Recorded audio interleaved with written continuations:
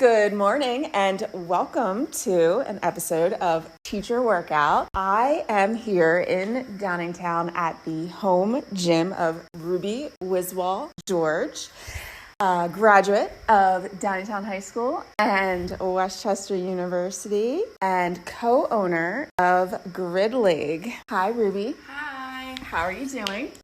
Doing good. Awesome. So today we're going to be talking about education and entrepreneurship. But this is a really cool gym space that you have here. Can you tell me a little bit about this?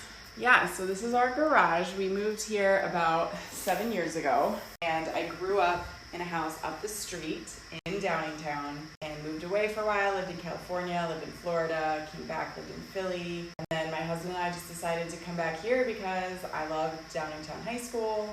It's an awesome school, and my best friend lives up the street. So we kind of bought houses near each other so that we could raise our kids together, and it's been working out really great. One of my husband's goals has always been to have a gym. And so rather than a commercial gym, we're kind of making our garage into a badass home gym, and it's coming along. It looks pretty good.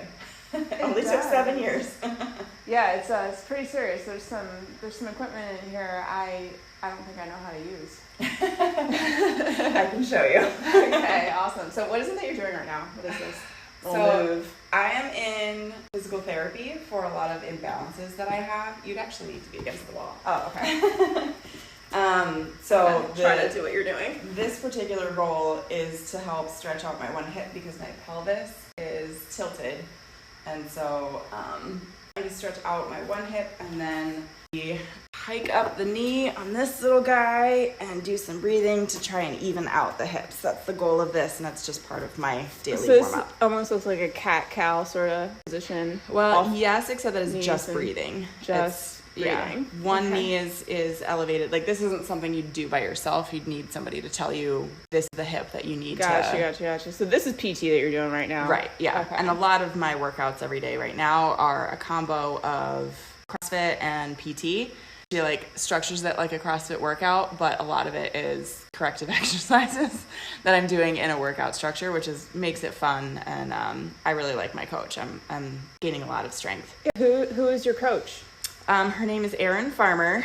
She owned one of the first CrossFit gyms in Philadelphia, CrossFit Center City, and she is now a PT and is working out of a different gym in the city and treating patients, and she does online coaching as well, for people like me. Nice. Is she involved in Grid? She's not involved in Grid, no. That is mostly based out of Florida, although we do have some staff that lives around the country. What are we going to be doing for our workout today while we're talking? Some random PT stuff. Today is more heavily PT based. It's lateral steps to vertical jumps, which is really just kind of fast feet, and use fast feet, changing direction and jumping, and making sure that my pelvic floor doesn't release or have control over my body in that way.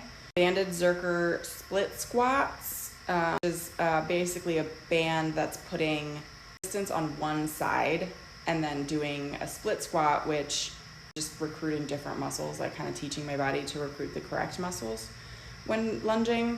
Alternating plate reverse fly in hinge. I haven't done this before, and I'm not sure what that's gonna look like, so we'll have to figure that out. Okay. Cool. Ruby, can you tell us a little bit about your journey as an entrepreneur? So I've been an entrepreneur my whole adult life.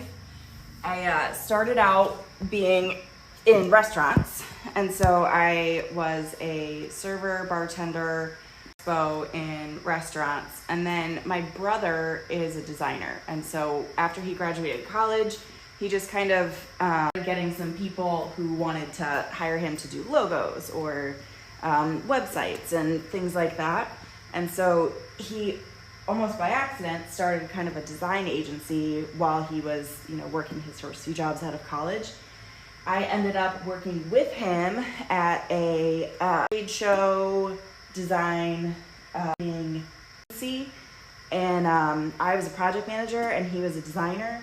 And from there, I learned a bunch of skills that when his side design business got too big for him to do on his own, he started hiring our mom to help him design. And I would sit there and listen to them argue about like, well, did this person get invoiced yet? Did I get paid for this job yet? And, you know, they would always kind of like Mom would keep track of it, and then Mather wouldn't know. Mather is my brother.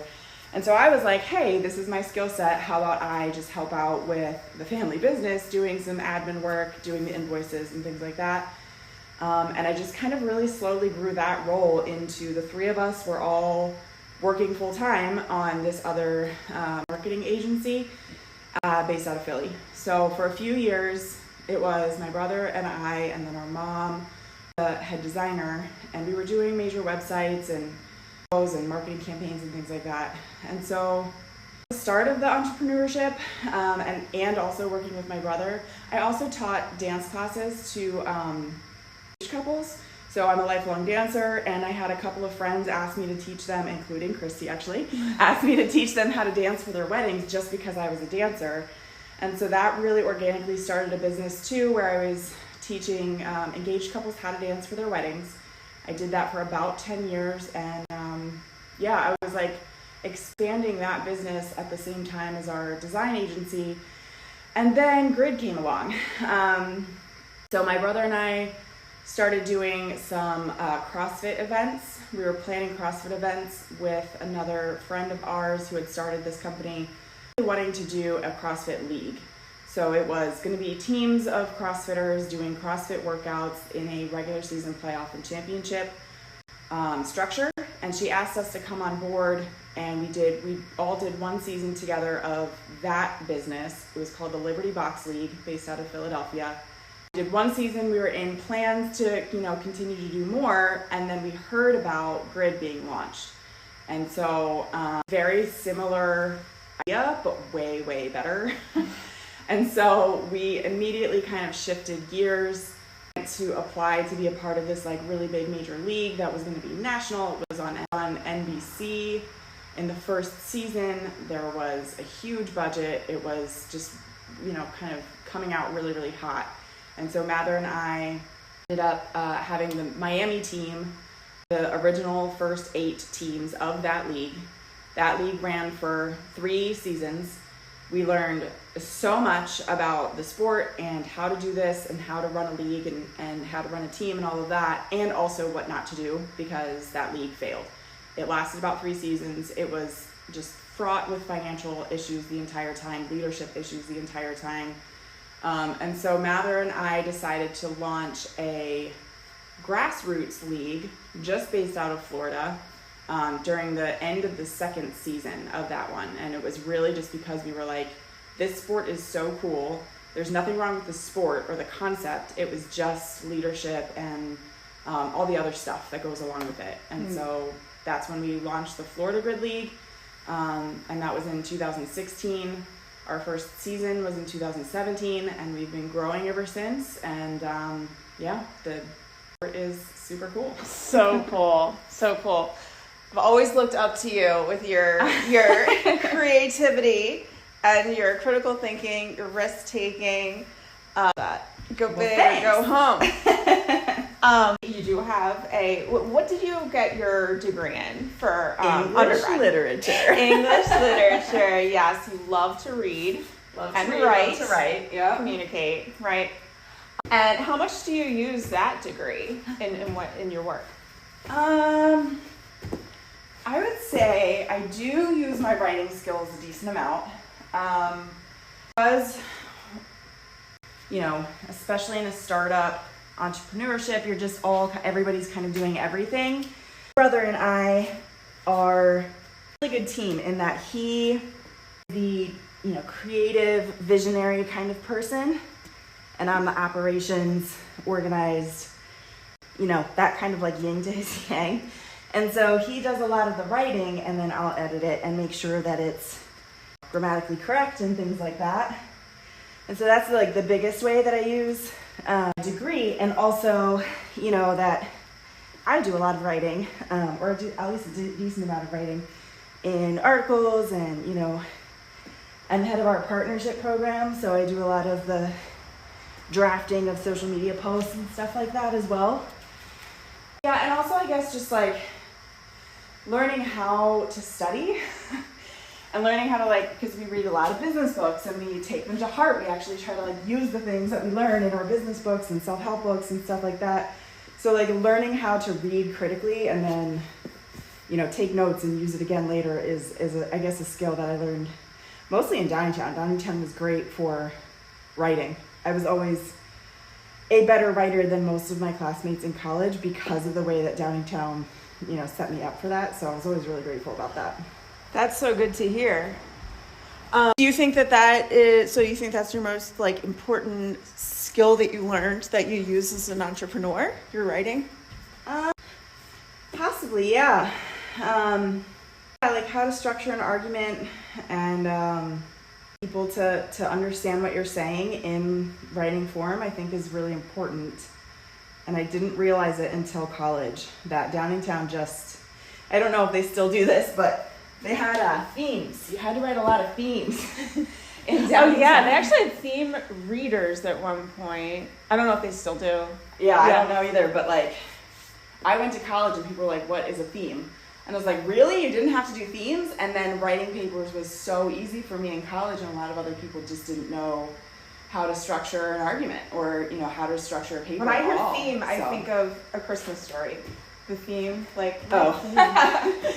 it the was Red Ryder BB gun. It was you have an intro paragraph, you have 3 supporting paragraphs, you have a conclusion paragraph. So is that a 5-paragraph essay? I guess that they called it themes when I was when I was coming up. So we just had to do a lot of those. Nice. Okay. And as an entrepreneur, are there any skills that you wish that you had learned in K-12? Yeah, finance, just personal finance, and also, how to run a budget, things like that. I think would be really important for just anybody to learn. It always come really naturally to me, but it's definitely something where I had to figure out my own system for my own budget, and it took a lot of effort and time, and it was mostly, I don't know where I got why it was important to me to do that, but none of my friends did that, and they all started getting credit cards and spending money and then didn't have any idea of what their personal finances looked like. And for some reason, I was always just obsessed with it. I had to make sure I paid off my credit card. I had to know how much money I had in the bank all the time. And so I just became really good when I was in college, but I was working on my own. I just became really good at creating a budget and following it. And I still use that skill in I am in charge of our budget for the Florida Grid League. I knew what the best practices are because I literally just made it all up, and it would be really nice to know if there was something I should be doing that's different than what my instincts said.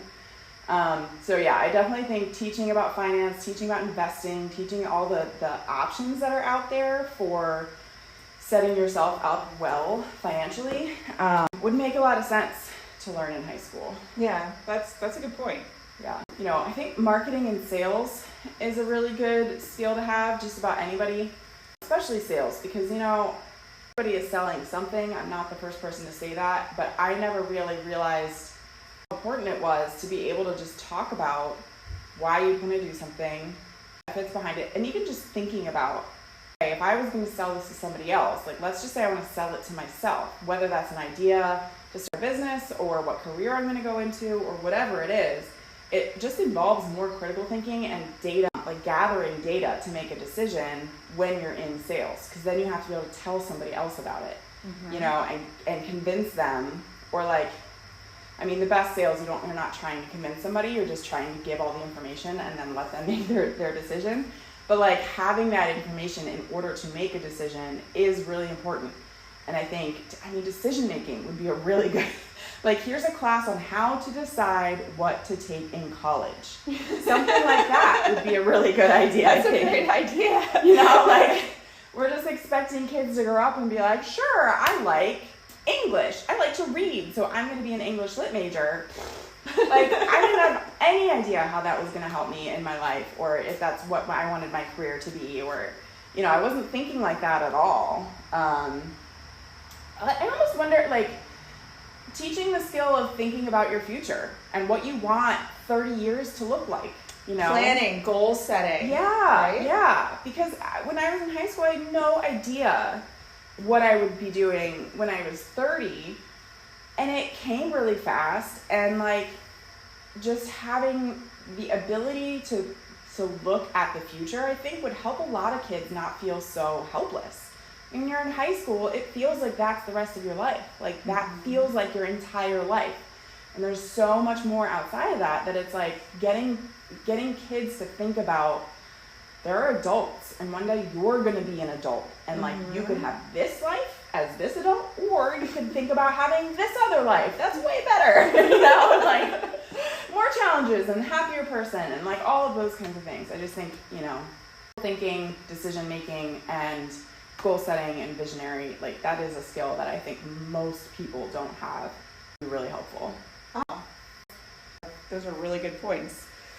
I love the idea of having, being like purposefully thinking about taking college, like talking about that educational setting.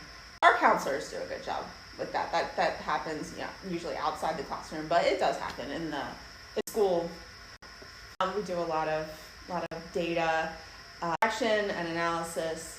I love the idea of selling, making your point. And do you have an example of when you have trouble with that? Had trouble with selling? Have there been any challenges that you've had to overcome? Like, did you ever do it one way and then you were like, you know what, do that differently next time? Yeah, so I am learning the skill of sales essentially now. Always in the background, thinking that I was doing with mother, always in the organizational, behind the scenes, when we had our design agency, somehow I learned this skill of just anytime we were in a meeting and Mather would say, I will, I'd write it down and then I'd make sure he did it. And that's like the job of the project manager. And like, I didn't know that I was the project manager, that was my skill set. But it would have been nice to know that, project management was something I could even look into in college because that was like legitimately my skill set. I kind of feel that way about engineering. Like if I would have known what engineering was, that's what I would have done. Right. Probably. Yeah. Yeah, and it's such a bummer to like look back and think that. Obviously, everything happens for a reason, but teachers a job because you had teachers. And so a lot of people end up being teachers because they're like, I like kids, or I like to learn, or, and there's so many other jobs out there. It's crazy. It's like, we just need some imagination to even, you can make up your own job like I did with teaching engaged couples how to dance. Yeah, I think I'm learning right now how to sell, which is my first like external facing role in entrepreneurship. There's a lot of, I think I learned a lot of the skill that I needed in just relationship building in when I was a server. So just, I was working in the restaurant really industry. Yeah, working in the restaurant industry is such a good I basis. agree. I'm so glad that I did that for about 10 years before teaching. Me too. It helps you learn how to like build rapport with people right away. If they like you, they're going to give you a bigger tip, and that is sales. So, or like if the chef is like, I have 1 million tuna, sell tuna, then I was always really good at that because I was just genuine about what I liked about the meal and like, hey, this is my favorite, and people would order it. So that was kind of like the basis, but I didn't realize that was sales. It was just working in a restaurant. So now, I started reaching out to potential sponsors and saying like, hey, I really love your product. I'm co-founder of this thing that has a lot of people that pay attention. Do you want to work with us in a sponsorship partnership? And they'd be like, yeah. And that was it. And I was like, okay, so I guess I'm kind of good at this. And then started learning how to walk, especially larger companies that have, structure behind their decision making and how they're going to decide what they invest in and things like that. Started learning how to frame what their goals might be around. It's not so much about what I think is best. It's about like, hey, what makes sense for you and your company and your strategies. Started learning, asking the right questions, and it would, that might come down to like taking it back to the server, like table, if I'm like, I love the steak, and they're like, I'm a vegetarian, that would have been a question that would make sense and make that person feel really heard and appreciated before you even make a recommendation, you know? So like really turning it around and making it about them is what sales is almost all about. I mean, good sales, there's terrible sales. It's like, this is what I want because I get better commission off of it. And then like that doesn't usually work out very well for anybody. Right. So really making sure that it's about like helping that person make the best choice for them is what good sales is about. And I'm learning that like I have that natural skill. It's just a matter of like figuring out what the parameters are in this application of it. Mm-hmm. Cool. And can you tell us a little about, we haven't talked about grid, like what grid is, because the videos are so cool. I'm going to have to put a link to your YouTube channel with this because, so tell us a little bit about it. So grid is a team sport. It is a co-ed team sport. So men and women are playing on the same team. It's a team sport structure. So regular season, playoff, championships. There's 2 teams going head to head in any given match. The sport itself basically takes the elements that you might see in CrossFit, gymnastics, strongman, lifting, takes those elements, puts them into a team sport much like football, where there's strategy involved, there's positions on the team, and then packages it for television like American Ninja Warrior. So there's quick, fast races for today's attention span. Crosses the finish line first, wins that race, and the team who wins the most races at the end of the match wins the match. It's a very simple, familiar structure. The biggest differences are obviously men and women on the same team is a really new concept for team sports. It's awesome, and it really creates a lot of dynamics that has never been seen before. It creates a lot of excitement, and it also gives everybody somebody to root for and fall in love with and get excited about because you know, we have... And to look up to. Exactly. We have 90-pound gymnasts on our team, and we have 300-pound strength specialists on our teams. So there's literally somebody of any body type, any background, you know, like somebody that somebody can relate to, which is what's really cool about our sport, and the major reasons why we love working on it so much is because we think it could have a really, really good effect on society, team sports in general, and just, you know, kind of bring equality and diversity more to the front and kind of prove out why it makes sense for everything to be equal and diverse. Look, it works in this sport because this is real life, you know? Right. Yeah. Inspiring. I feel so inspired when I talk to you, Ruby. It's always good. So I think that just about wraps it up. Thank you so much. Yeah. It's always you added when I get a chance to out with Ruby, work out with Ruby, and advice from and cheer. Yeah, we both like cheer and dance. Yeah. So thank you. Yeah. And what time did we meet up this morning? Like 5:15. Yeah. So I haven't gotten up this early. It's just the end of the summer. I'll probably post this podcast like next week because I just posted one yesterday.